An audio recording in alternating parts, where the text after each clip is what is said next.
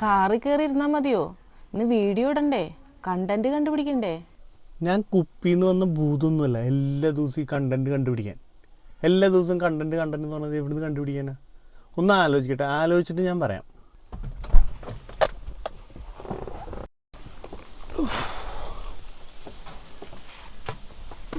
Content കണ്ടുപിടിക്കാം. സിനിമയുടെ review ചെയ്താൽ എങ്ങനെയുണ്ടോ? വേണ്ടല്ലേ, എല്ലാവരും ചെയ്യണത്.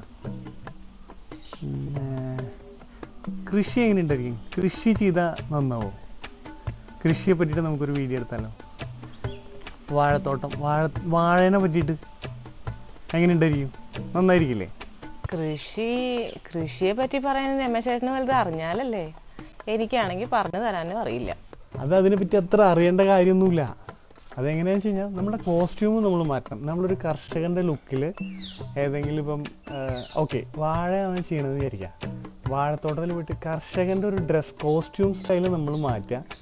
എന്നിട്ട് നമുക്കുള്ള അറിവുകൾ നമ്മൾ അങ്ങനെ പറയാം. കുറച്ച് കാര്യങ്ങളൊക്കെ എനിക്കറിയാം, അത് ചെയ്യാം. അതാണ് നല്ലത്. ഇതാണോ കർഷകന്റെ കോസ്റ്റ്യൂം? അതല്ല, ഇത് ചേഞ്ച് ചെയ്യും. ഇനി നമ്മൾ കർഷകൻ്റെ റോളിലേക്കാണ്. എങ്ങനെയുണ്ട് കർഷകൻ്റെ കോസ്റ്റ്യൂം? ഇതാണ് ഞാൻ ഉദ്ദേശിച്ചത്. നമ്മൾ ഇങ്ങനെ കർഷകൻ്റെ കോസ്റ്റ്യൂമിൽ വന്നിട്ട് കൃഷിയെ പറ്റി പറഞ്ഞു വിചാരിക്കാം. അപ്പോൾ ആൾക്കാർക്ക് കേൾക്കാൻ ഇൻട്രസ്റ്റിംഗ് ആയിരിക്കും. ഇനി നമ്മൾ വാഴയെ പറ്റിയിട്ടുള്ള കാര്യങ്ങളൊക്കെ പറഞ്ഞ് ആൾക്കാർക്ക് മനസ്സിലാക്കി കൊടുക്കും. ഇനി വാഴപ്പറ്റി ഓക്കെ. ഈ വാഴകൾ പലതരമുണ്ട്. ഈ വാഴ, വേറെ വാഴ, പിന്നെ മരവാഴ, അങ്ങനെ കുറേ വാഴകളുണ്ട്. ഈ വാഴകൾ ഞങ്ങളുടെ വാഴ, ഞങ്ങളുടെ സ്വന്തം വാഴ. ഓക്കെ, വാഴയെ പറ്റിയിട്ടല്ലേ പറയണേ? അതെ, വാഴയെ പറ്റിയിട്ടുള്ള യൂട്യൂബ് വീഡിയോ ആണ്. Welcome to my YouTube channel. It's me Dhanya Ramesh. അതാണ് എൻ്റെ ചാനലിൻ്റെ പേര്. ഇന്ന് ഞങ്ങൾ ഇവിടെ പറയാൻ ഉദ്ദേശിക്കുന്നത് അഗ്രികൾച്ചറിൻ്റെ പ്രസക്തി. ഇന്ത്യൻ എക്കണോമിയെ കൺട്രോൾ ചെയ്യുന്നത് അഗ്രികൾച്ചറാണ്. അഗ്രികൾച്ചറിൻ്റെ ബേസ് ചെയ്തിട്ടാണ് ഇന്ത്യയുടെ എക്കണോമി ഗ്രോത്ത്, ഡീഗ്രോത്ത് എല്ലാം നമ്മൾ തീരുമാനിക്കുന്നതും. മാർക്കറ്റിൽ നമ്മുടെ എക്കണോമിയെ കൺട്രോൾ ചെയ്യാനുള്ള ഒരു കഴിവ് ഈ അഗ്രികൾച്ചറിനുണ്ട്. ഈ വാഴത്തോട്ടത്തിന് കിട്ടിയിട്ട് വേണ്ട ഇന്ത്യ നന്നാവാൻ. വാഴയെ കുറിച്ച് പറയും രമേശേട്ടാ. അത് കറക്റ്റ്. ഞാൻ പെട്ടെന്നേ അഗ്രികൾച്ചറിലേക്ക് പോയി, വാഴ എന്നുള്ള കാര്യമായിട്ട് പോയി. ഇത് ഞാൻ പൊളിക്കും. ഇനി സാധാരണ യൂട്യൂബ് ചാനലിൽ കാണുന്ന പോലെ പൊളിയാണ്. കട്ട് ചെയ്യണ്ട, ഞാനിവിടെ നിന്ന് പറഞ്ഞോളാം. Hello guys, welcome to my YouTube channel. ഇത് നമ്മുടെ സ്വന്തം വാഴത്തോട്ടമാണ്. ഞങ്ങളുടെ കുട്ടികളുടെ പോലെ വെള്ളവും വളവും കാര്യങ്ങളൊക്കെ ഒഴിച്ചിങ്ങനെ വളരെ നല്ല രീതിയിൽ കൊണ്ടു നടക്കുന്നൊരു തോട്ടമാണിത്. അതുകൊണ്ട് ഇതിൻ്റെ എല്ലാ കാര്യങ്ങളും നിങ്ങൾക്ക് പറഞ്ഞു തന്ന് നിങ്ങളുടെ ഭാവിയിൽ നിങ്ങളുടെ തോട്ടം ഇതുപോലെ കൊണ്ട് നടത്താനുള്ള ഒരു കഴിവ് നിങ്ങൾക്ക് ഉണ്ടാക്കി തരിക എന്നുള്ളതാണ് ഈ ചാനലിൻ്റെ ഈ എപ്പിസോഡിൻ്റെ ലക്ഷ്യം. ഓക്കെ, ഈ വാഴ അടുത്തേക്ക് വരും. ഈ വാഴ അടുത്തേക്ക് നല്ല ഭംഗിയുള്ള വാഴ. ഈ വാഴയുടെ അടുത്തെന്ന് പറഞ്ഞാൽ കുറച്ചും കൂടി പോയിന്റ്സ് കിട്ടും. അതുകൊണ്ടാണ് ഓക്കെ കിട്ടി.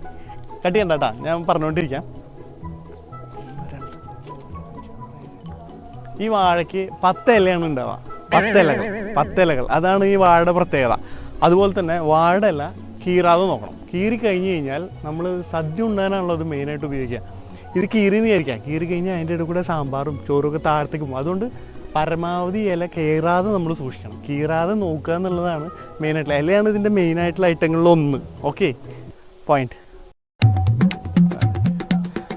ഓക്കെ, ഈ വാഴയിൽ നിന്ന് നമുക്ക് പഴങ്ങൾ കിട്ടും. വാഴപ്പഴം കേട്ടിട്ടില്ലേ? ആ വാഴപ്പഴങ്ങൾ കിട്ടും. അത് ചെറുതും വലുതൊക്കെ ഉണ്ടാവാറില്ലേ?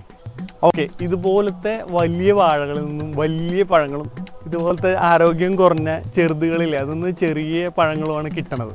അതാണ് അതിൻ്റെ ഒരു ഇത്. അതുകൊണ്ട് നമ്മളെപ്പോഴും വലിയ രീതിയിലുള്ള വാഴമരങ്ങൾ വാങ്ങിക്കാൻ ശ്രമിക്കണം.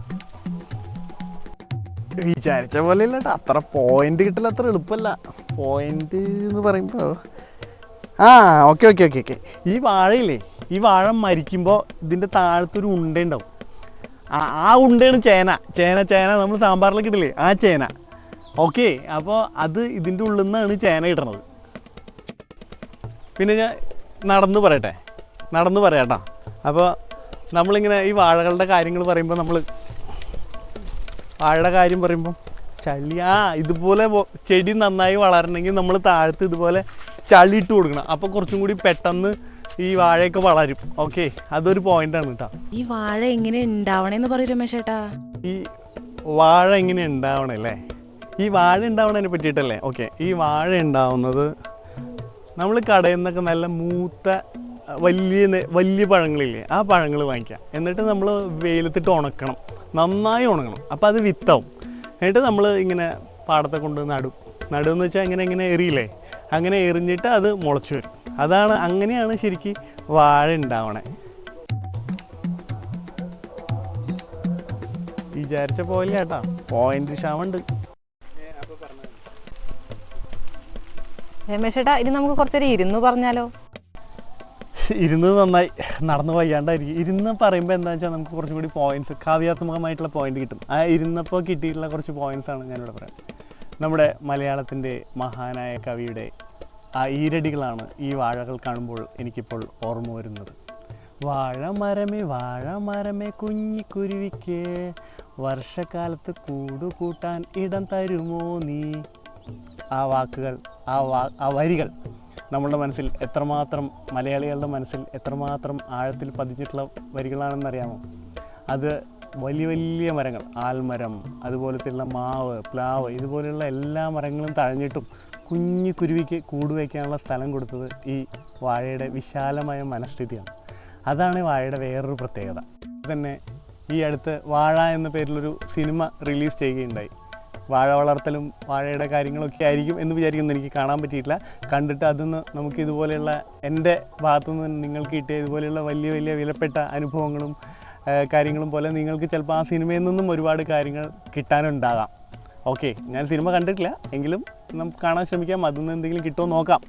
ഓക്കെ, അപ്പോൾ ഇന്നത്തെ എപ്പിസോഡ് ഇവിടെ വൈൻഡ് അപ്പ് ചെയ്യാനുള്ള സമയമായിരിക്കുന്നു. എൻ്റെ എല്ലാ വാഴയെക്കുറിച്ചുള്ള എൻ്റെ എല്ലാ അറിവുകളും നിങ്ങളായിട്ട് ഷെയർ ചെയ്യാൻ കഴിഞ്ഞതിൽ ഞാൻ സന്തോഷിക്കുന്നു. അതുപോലെ തന്നെ ഈ എൻ്റെ അറിവുകളെല്ലാം നിങ്ങൾക്ക് വാഴ കൃഷി തുടങ്ങുമ്പോഴോ ഇപ്പം നടത്തിക്കൊണ്ടിരിക്കുന്നവർക്കോ ഉപകാരം ആവുമെന്ന് പ്രതീക്ഷിച്ചുകൊണ്ട് ഇന്നത്തെ എപ്പിസോഡ് വൈൻഡ് അപ്പ് ചെയ്യുന്നു. മറ്റാരുമല്ല, നിങ്ങളുടെ സ്വന്തം രമേശ്. ഓക്കെ, ശരി, കട്ട് ചെയ്തോ, ഇത്ര മതി. കണ്ടൻ്റൊക്കെ ഇഷ്ടം പോലെ ഉണ്ടോ, ആൾക്കാർക്കൊക്കെ ഇഷ്ടം പോലെ. ഇനി വാഴത്തോട്ടൊക്കെ പൊളിക്കുക ആൾക്കാർ. വരൂ, പോവാ.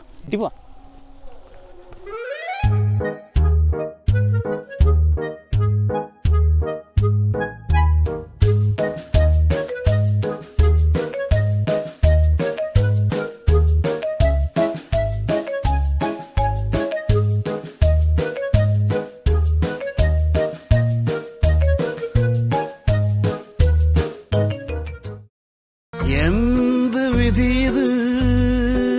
മരവാഴകൾ, വാഴയും വെച്ചാൽ മതിയായിരുന്നു.